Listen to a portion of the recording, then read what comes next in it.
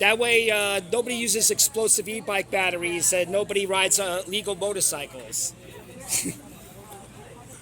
She's not going to answer me. Yeah. I have things to do. I have to go to work. I'm very hungry right now. Yeah. I'm not going to starve myself for these people who obviously don't give a shit about safety.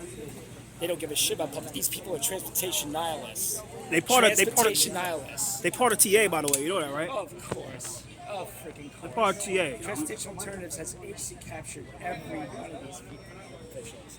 And this is a farce. Workers' Justice Project. That's the executive director right there, by the way. Oh, I know.